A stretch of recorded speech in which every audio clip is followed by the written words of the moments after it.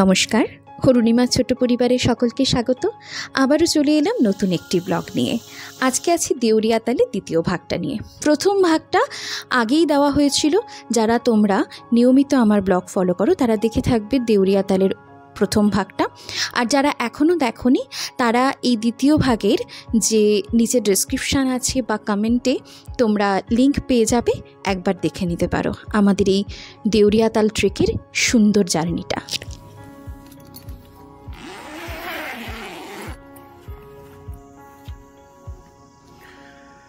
Good morning guys. Good morning from Deuriatal. Just ঘুম থেকে উঠলাম as usual মোবাইল হাতে করে, আর উঠে এরকম একটা পরিষ্কার আকাশ আর এত সুন্দর একটা ভিউ। গত রাতের অসম্ভব বৃষ্টির পরে একটা সুন্দর ঝকঝকে সকাল। গত রাতের বৃষ্টিটা আমাদের সাংঘাতিক ভয় পাইয়ে দিয়েছিল, কিন্তু সকালে উঠে যখনই সুন্দর পাহাড়টা দেখতে পেলাম আর একদম পরিষ্কার আকাশ, তখন মনটা ভালো হয়ে গেল। আর তখন মনে হলো হ্যাঁ, দেউরিয়াতালের ট্রেকে আসাটা সার্থক। আর এই যে টেন্ট, এই টেন্টেই আমাদের ছিল গতদিনের রাত্রিবাস। হ্যাঁ, কালকে রাতে বলেছিলাম যে বাথরুমের রাস্তার ওইদিকে বাথরুমে ব্যবস্থা খুব সুন্দর, কোনো অসুবিধা নেই। খালি একটাই ব্যাপার, সেটা জল। এখানে বেশিরভাগ ক্ষেত্রেই রেন ওয়াটার ইউজ করা হয়।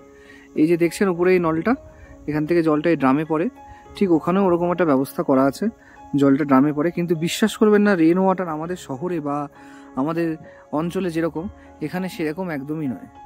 এখানে কিন্তু দারুণ ব্যবস্থাপনা করা, কিন্তু মানে একটা অসম্ভব সুন্দর প্রকৃতির মুখোমুখি আমরা হয়েছি।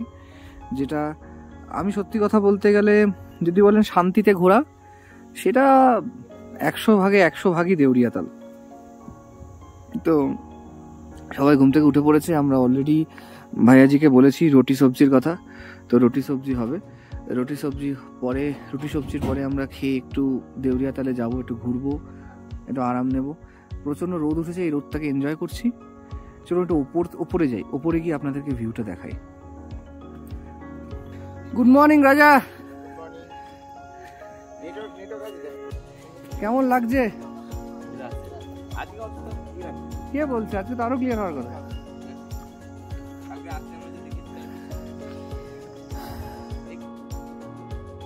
পাহাড়ের কোলের অসম্ভব বৃষ্টি পরের দিন সত্যি হয়তো এত সুন্দর একটা সকাল উপহার দেয়।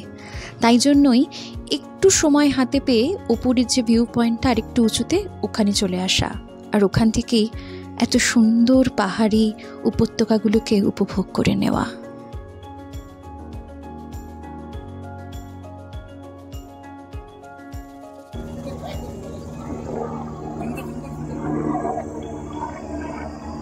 ও দারুণ লাগছে, দারুণ। কি বার্ড আই ভিউ না, বার্ড আই ভিউ। চলুন একটু আমরা গিয়ে বসি, একটু প্রকৃতিটাকে চোখ দিয়েও এনজয় করি।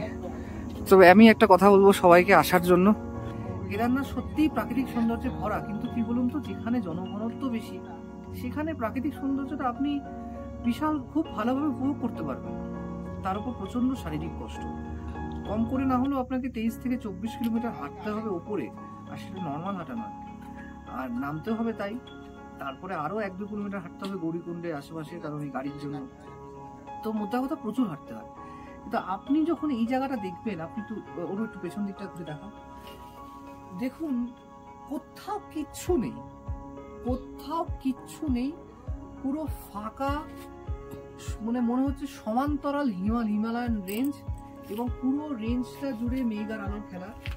আপনি বাদিকে তুঙ্গনাথ দেখবেন, পেছনে দেখবেন এখানে ত্রিশূলটা দেখাও না একটু জুম করে, দাও জুম করো হালকা, পেছনে ত্রিশূল দেখুন, নিচে দেউরিয়াতাল। এখানে পুরো হিমালয়ান রেঞ্জের রিফ্লেকশনটা আপনি দেখতে পারেন যদি আকাশ ভালো থাকে। আর এরকম ওয়েদার, এত সুন্দর জায়গা। থাকার অবস্থা একটু কষ্টকর হলো, মানে এমন নয় যে আপনি থাকতে পারবেন না, ঠিকঠাক মোটামুটি। একটু যদি আপনার মধ্যে অ্যাডজাস্টেবল ক্ষমতা থাকে, আপনি কোনো রকম কমপ্লেন ছাড়াই থেকে যাবেন, যেমন আমি থাকছি বা আমরা থাকছি। তো প্রচন্ড ঠান্ডা, কিন্তু প্রচন্ড সুন্দর। এই রোদ আর মিষ্টি একটা হিমালয়ান হাওয়া, মানে কোনো তুলনা নেই। তো এরপরে আজকে আমরা নিচে নেমে যাব, থাকবো শাড়িগ্রামে। তারপর আমরা যাব হচ্ছে কালকে তুঙ্গনাথের পথে, তুঙ্গনাথজির পথে, মানে ওই পাহাড়টার দিকে। তো চলুন, আজকে ব্রেকফাস্টে রুটি আর আলু ফুলকপির তরকারির সাথে আমরা আজকের ভিডিওটা এখানে এন্ড করছি, আর নিচে নামাটা আপনাদের কিছুক্ষণ পর দেখাবো। চলুন। তো আজকে আমরা আবার ঘোড়া পিঠে করে এই মালগুলো পাঠিয়ে দিচ্ছি।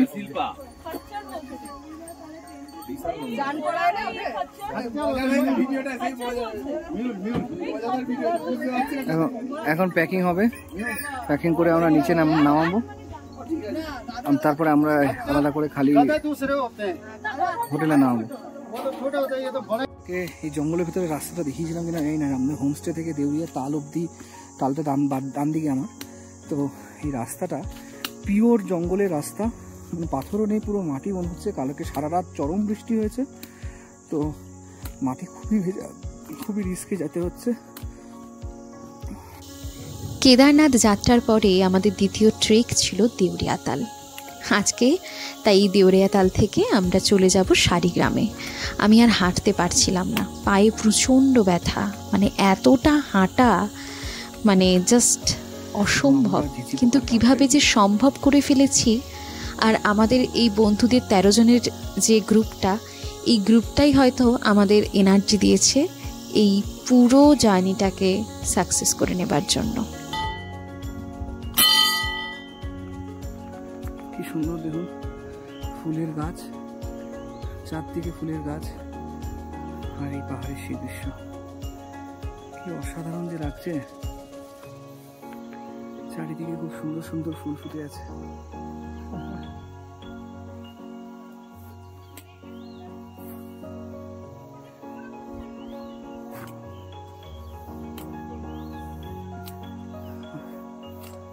খুবই সুন্দর জায়গা।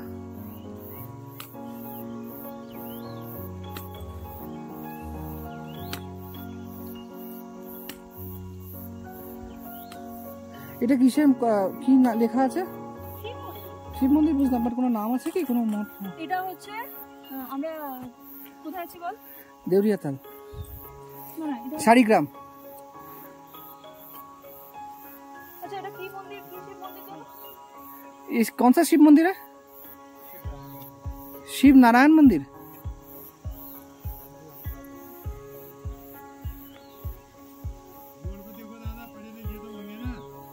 हाँ, हमको हिंदी नहीं आता, हिंदी नहीं आता। आपको बंगाली आता है? आप तो हिंदुस्तान में बंगाल भी है, केरला भी है, केरला भी है। मेरे को बांग्ला भी आता है। अच्छा, बोलिए ना, हम लोग भी तो हिंदी बोल रहे हैं। सबको सब कुछ नहीं आता। संस्कृत है, हम कोई भेदभाव नहीं मानते। ও আচ্ছা, ঠিক আছে, ঠিক আছে। পাহাড়ি ফুল যেন দেখতে খুব ভালো লাগে। আমি তাই দেবানকে বলছিলাম আমাকে একটু ভিডিও করে দে না, আর একটু ফুল তুলে মাথাতেও লাগিয়েছিলাম, মানে চুলে। খুব ভালো লাগছিল। আমরা এখানে প্রসাদ খেলাম, খুবই সুন্দর জায়গা। এবার আস্তে আস্তে নিচের দিকে এগোচ্ছি, আর দাঁড়াবো না, একদম গেস্ট হাউসের সেই হোমস্টের সামনে গিয়ে আগে ঘোরাওয়ালাকে পেমেন্ট করতে হবে, যারা লাগেজ নিয়ে গেছিলো আমাদের নিচে, তারপর বাকি কথা। দেখি আজকে বিকেলে শাড়িগ্রামের আশেপাশের কিছু জায়গায় আমরা বেরোতে পারি কিনা। যদি বেরোতে পারি অবশ্যই আপনাদের সবাইকে সঙ্গে রাখবো, ভার্চুয়ালি কানেক্টেড। সবাই কিন্তু লাইক, কমেন্ট আর সাবস্ক্রাইবটা অবশ্যই করবেন।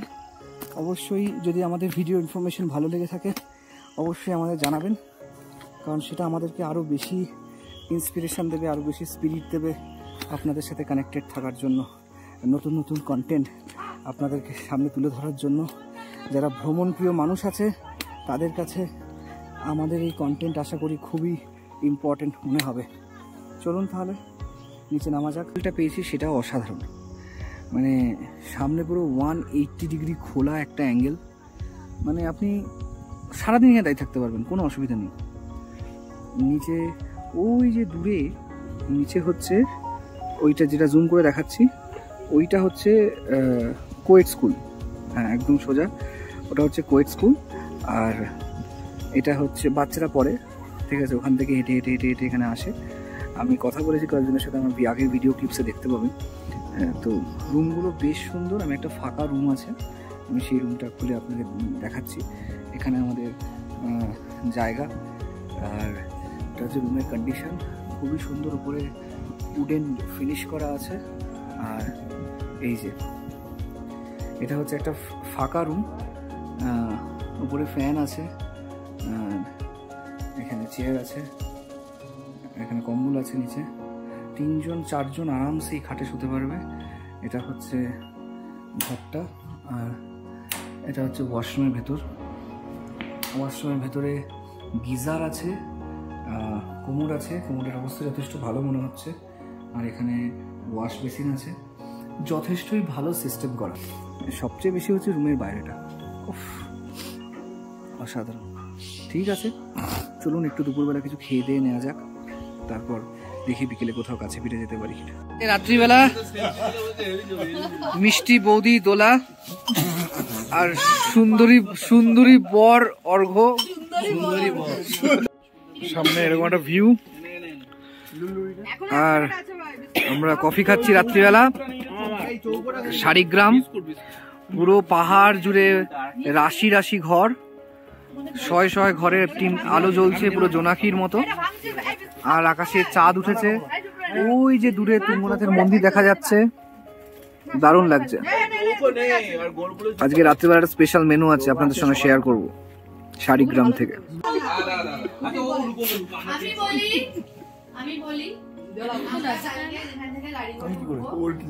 আমরা প্রথমে চোপতা যাবো, চোপতাতে গিয়ে ওখানে আসবি না, চোপতাতে গিয়ে আমরা ওখান থেকে ট্রেকিং শুরু করব, ঠিক আছে? এই গাড়িতেই আমাদের বাকি লাগেজ গুলো থাকবে। দিদিমণি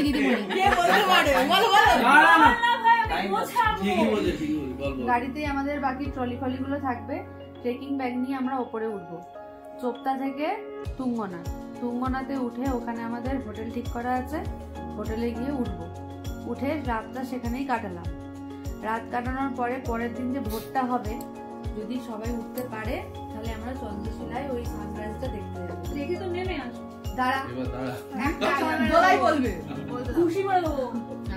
চন্দ্রশিলা যদি সানরাইজ যেতে দেখতে যেতে পারবে, উঠে দেখতে গেল, ঠিক আছে? এমনি খালি হাতে কোনো কিছু নিয়ে না, দেখে দেখে আবার নেমে এসে কথাটা শোন। 13 জনের মধ্যে 6 জন গেল চন্দ্রশিলা দেখতে, 8 জন ঘরে রইল, বা 8 জন গেল 6 জন ঘরে রইল। এটা যেন না হয় যারা উপরে। ম্যানেজার বাবু আমাদের ট্রিপ সম্পর্কে বোঝাচ্ছিলেন। এই আলোচনার মধ্যে দিয়েই আমাদের দ্বিতীয় দিনের মানে শাড়িগ্রামের দ্বিতীয় রাতটা শেষ হয়েছিল। আমাদের পরের দিনের যাত্রা ছিল তুঙ্গনাথ দর্শন। তো সেটা নিয়েই আবার নতুন একটি ব্লগে তোমাদের সাথে সকলের সাথে দেখা হবে। আমাদের তুঙ্গনাথ যাত্রার সেই অসম্ভব সুন্দর জার্নিটাও তোমাদের সবার সাথে তুলে ধরবো, শেয়ার করে নেব।